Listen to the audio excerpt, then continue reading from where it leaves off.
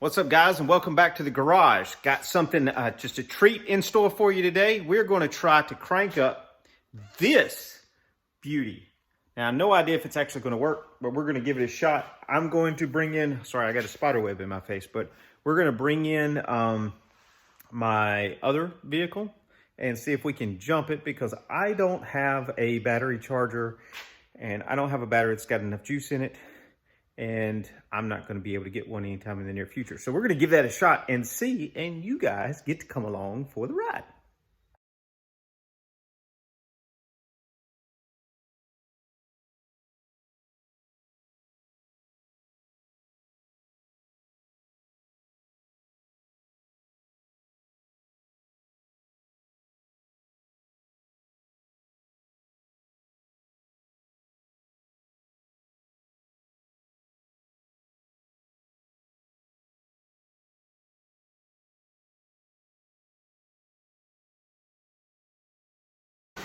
All right, guys, so I've got the Jeep pulled in, see it here.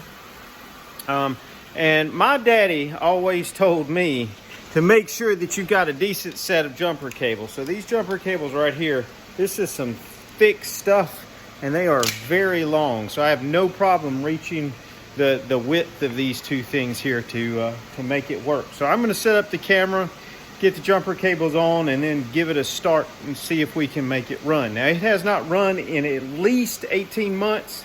No idea if it's actually going to, but we're gonna give it a shot. It is fuel injected, so I don't know.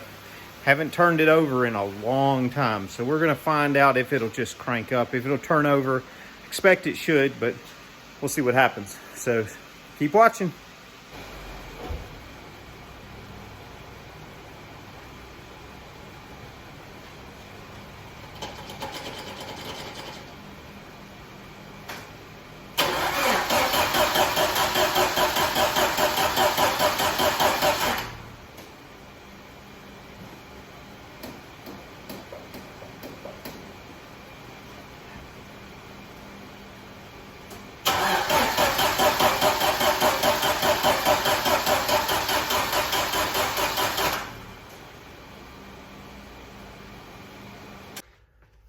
All right, guys, no dice so far. So turns over, that's good. No fire, no spark, didn't want to do anything. The battery that's in this is completely dead. I mean, completely shot. So I had to hook the cables up directly to the leads. But what I'm gonna do next to see if we can get it going, the spark plugs are probably fouled because it's been sitting as long as it has. I guess the next thing to do is to take those out, see if we can get it running.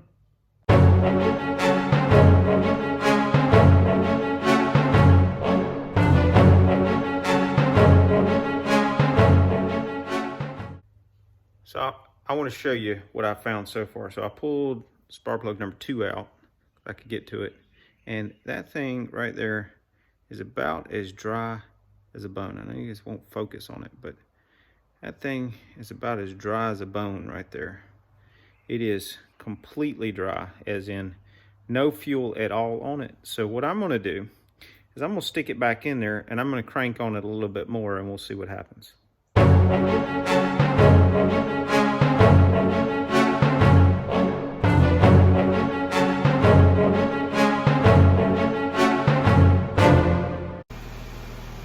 All right, guys, here we go. We're gonna try it again.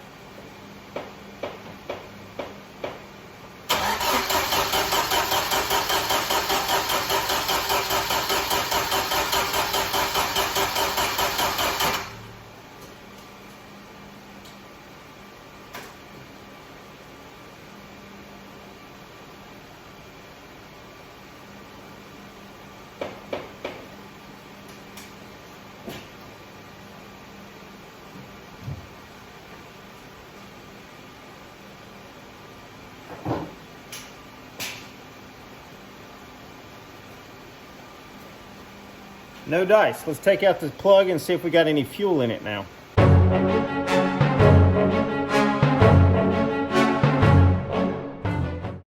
All right, guys, still no dice here. Still dry as a bone. I'm gonna take out the other plugs and see if there's any fuel in those. I don't think there is. It's a lot of carbon buildup in this one.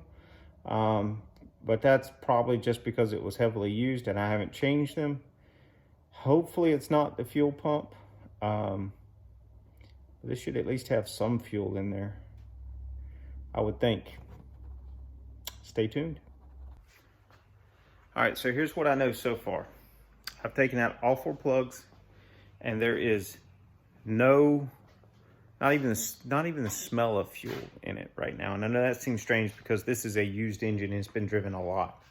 So what I think it is either, I haven't run it long enough to get fuel up into the engine.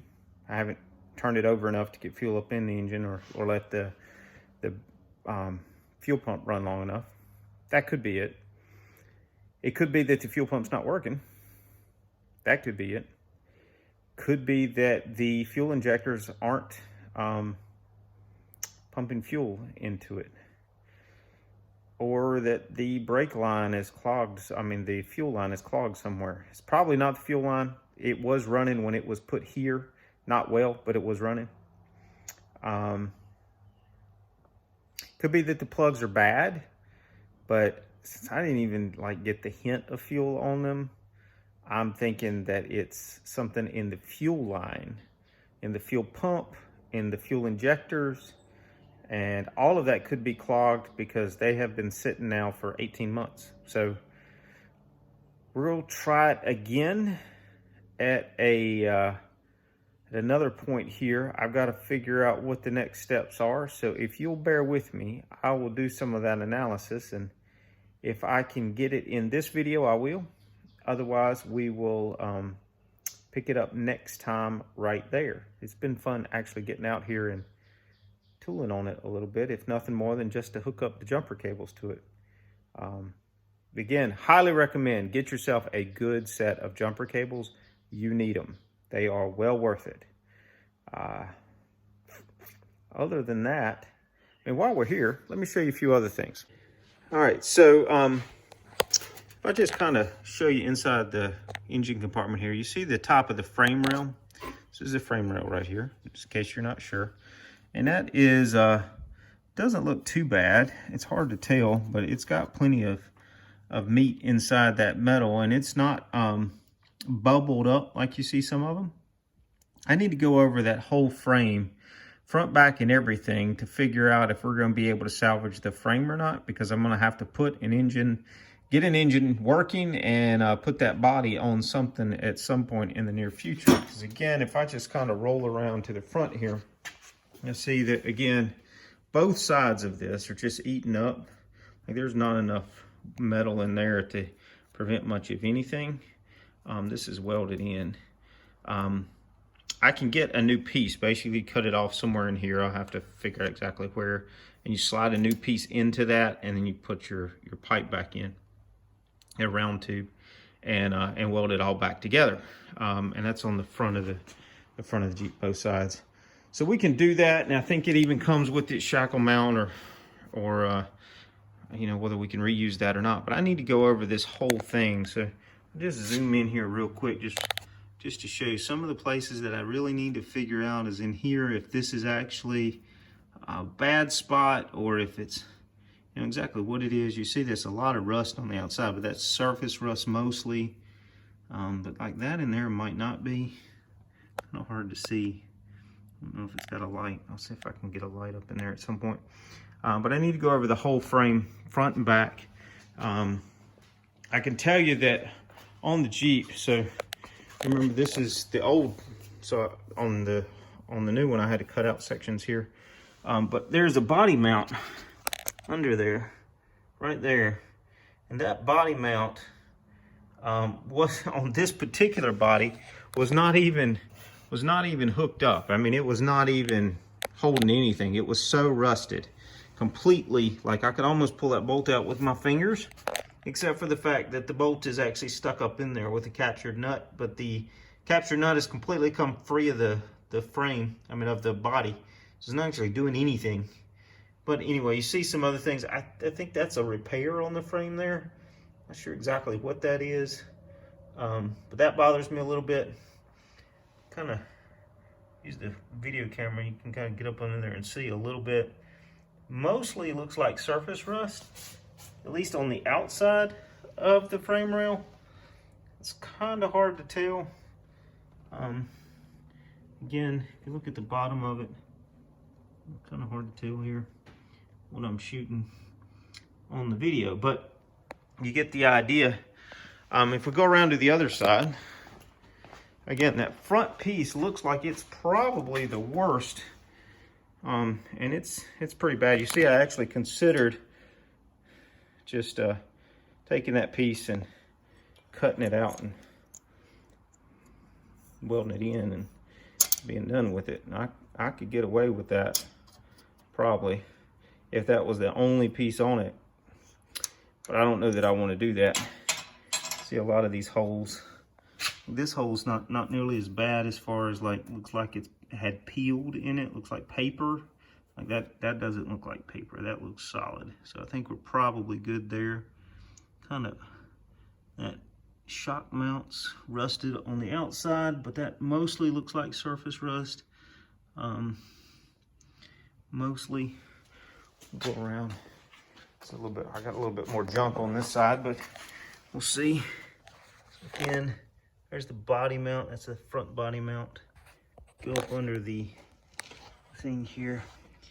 It's still got paint on it, so that's a good thing. Paint is a good thing. Paint is a rust preventer, and that's what we want. So back here in the body mount, and you see that's where the right up front of that rear tire there. That's where the body mount is for that side, and body mount bracket looks fine, but the body is shot. The rest of the frame rail, if you can see it over in there, comes all the way out like here, and that all looks actually really good compared to some of the things that I have seen. Now this is a 1995. Really wish I could have got it running. We'll try it again. But that frame might be salvageable. I still got to figure out what we're going to do about these front pieces, and that's just rusted out. The bumper was mounted. You see the bumper was mounted here. But I got some work to do on that one. I'm going to figure that one out. Nonetheless, there she is. Lots of work left to do on it. If I can get it cranked up one way or another, I will be just as happy and giddy as you have seen somebody, because that means that without a whole lot more to-dos, I can probably get this thing running enough to be back on the road for the summertime. Now you say, why do you want to drive that when you've got that? Well, I'm going to be honest. The JKs are great and wonderful, but they drive too much like a car. That's also an automatic.